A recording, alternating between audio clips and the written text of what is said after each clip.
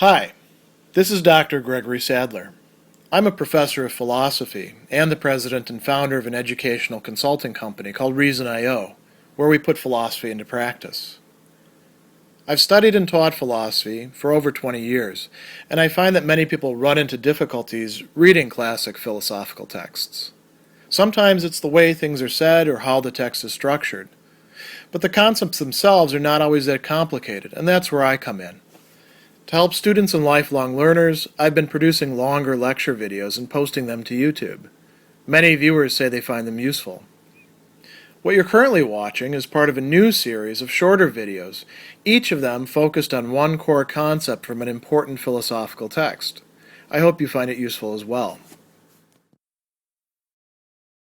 Friendships, as Cicero tells us in his work on friendship, involve a certain kind of equality, but they're often between people who are not equal in every respect. And if we think about human beings and the ways in which they vary and the sorts of relationships they inevitably enter into with each other, this is actually quite common.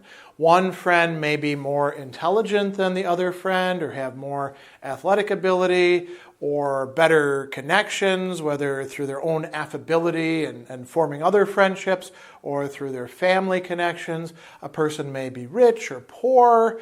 There could be all sorts of other ways in which friends are going to differ from each other.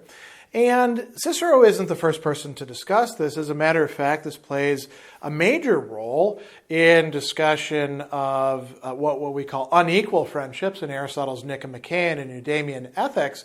So there's already some, you might say, advice and rules and thinking about this in place by the time that Cicero approaches it.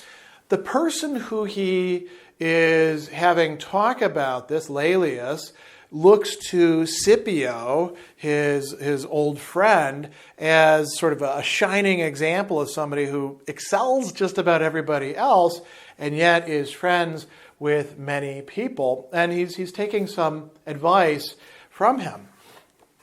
So we've got this issue of superiority and inferiority. And Cicero says it's of the utmost importance in friendship that superior and inferior should stand on an equality. So, this doesn't mean like perfectly strict equality.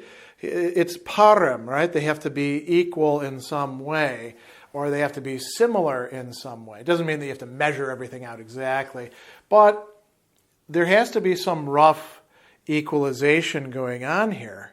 Now, he does say that sometimes a preeminence, excellentiae, notice the plural there, quaedam, can exist. And Scipio is a prime example of that. Even though Scipio tried to be more or less an equal to everybody, he kind of stood out, right? And so, you could think about a seminar being led by a really great professor, and everybody's being invited in there, and we're all on a first-name basis. Let's talk like peers.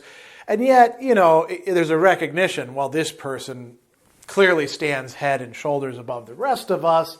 So, there can be preeminence, but the person who's engaging in that isn't lording it over anybody. And we can say superiority in what Cicero, the focus that he has, he talks at one point about virtue, he talks about intellect, ingenium, right, our mental capacities, moral virtue, mental capacities, and then fortune would include not just, how things are turning out for us right now, but all the goods of fortune, wealth, power, authority, access, social status, all of these sorts of things that fit in with it. These are things where we can vary, and a person can be superior to another. So the person who's superior, what should they do? Cicero gives us some very useful guidelines for this. He says that a superior person in a relationship like this is actually going to help the inferior person materially and in terms of honor and influence. And he has a very nice example here, which we may have a little bit hard time relating to, but in the ancient Greek legends, which were also shared by the Romans and many other ancient peoples, there were cases of demigods. These were kids who were essentially half God, half human. And usually the way that it would work is, Zeus was the biggest offender when it comes to this, but also, you've got other gods like Apollo and I think Poseidon and some of the others every once in a while getting it on with a human female who might not be married. If she is married, of course, the kid gets brought up and the dad's like, wow, my kid is really great. But the mother knows that, he's not actually the father. Sometimes it's a virgin as well. And the big point about this is that sometimes these are fostered. They're given to shepherds to take care of. And you've got this kid who's pretty amazing, these Greek heroes. And they do all these wonderful things, and yet they remember dear old mom and dad, right? And they're not thinking dad, usually like dad in the sky. They're thinking mom and dad who raised me, my adoptive parents.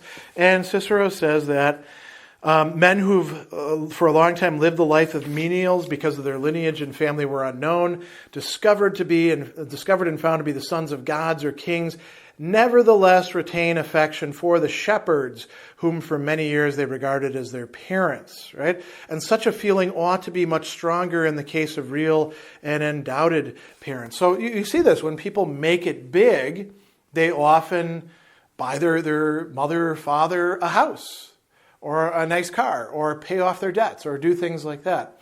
And if friends do that within the familial relationship, they can also do that within other relationships. And we could think indeed about some people, great example are athletes who have paid off a significant amount of medical debts of the people within their community, or paying off student loans, things that are really holding people back. That is friend-like behavior on the part of a superior.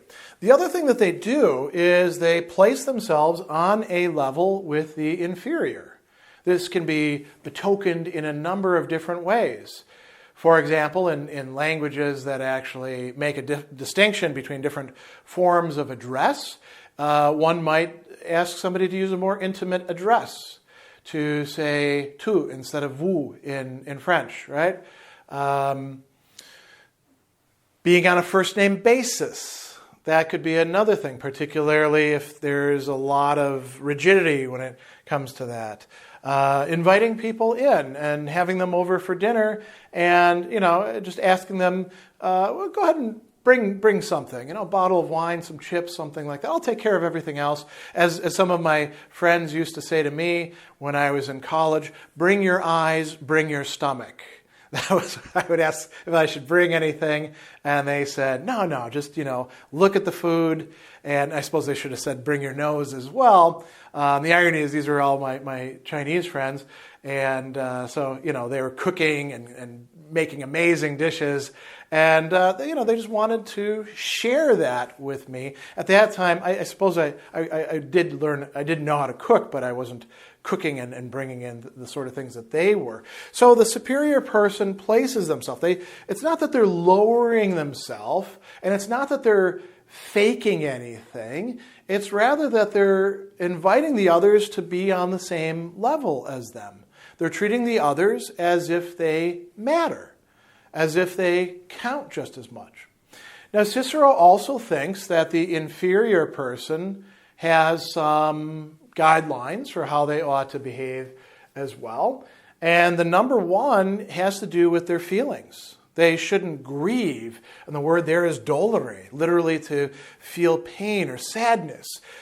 We might also think about modalities of emotion like envy as well. They shouldn't grieve about the fact that they are surpassed by the superior. They should recognize that it's not taking anything away from them, that the other person is doing well, that the other person, has developed virtue to a greater extent, that the other person is more intelligent or prudent than them in certain ways, or has different skills. Another example of this would be, I have a lot of friends who are musicians. I am, an amateur musician. I've never done much other than play in a few bands that never went anywhere, and I don't practice enough. And I can, recognize that my friends who have excelled within the field, and I'm fortunate to have some who can earn a living doing that and have done so for decades, I can look at their stuff and not feel bad about what's, what's underdeveloped on my side. Even if I put in the time and the work, I probably would never be as good as them. As a matter of fact, one of my good friends had a really interesting saying one time. He was assessing his own capacities. He was a bassist in quite a few heavy metal bands, first in New York and then in LA, and then developed a clothing line, then became a drug counselor. He's done a lot of different things in his life. But just thinking in the field of music, we were talking about how much time and effort he had put in practice. And he said, and this will be a reference that people will get if they understand the world of heavy metal. He said, I was never going to be Steve Harris good. Now, Steve Harris is the band leader and the bassist of one of the most successful metal bands of all time, in large part due to his own work, but also his companions and teammates, you could say.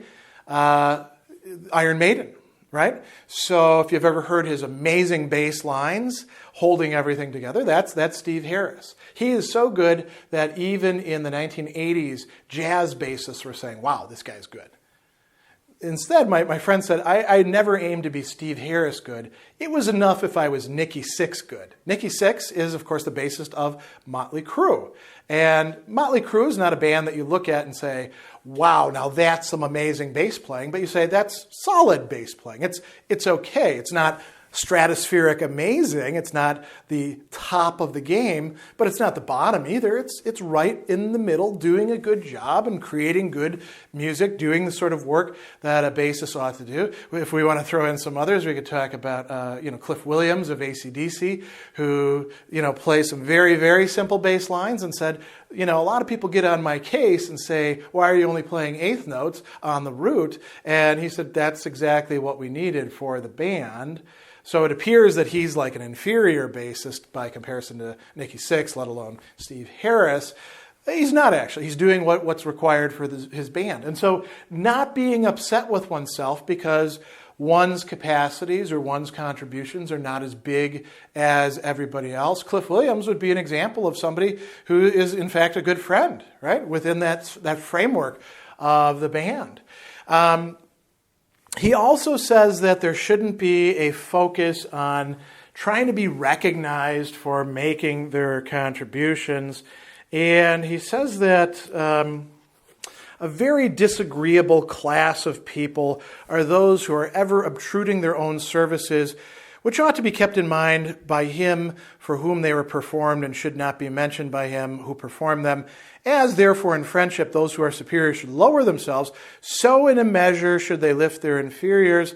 There are certain people who render friendships disagreeable by thinking themselves slighted, right? So if I'm in a friendship with somebody who's, say, superior to me, let's say that they're a collaborator and we're working on a book together, which has sometimes been the case for me. I've done some collaborative writing projects. Let's say this person I recognize, I'm really the junior partner in this friendship. They are way smarter than I am. Like, for example, if I was going to write a book with Chris Gill about Hellenistic philosophy, I'm bringing much less to the table than he is, right?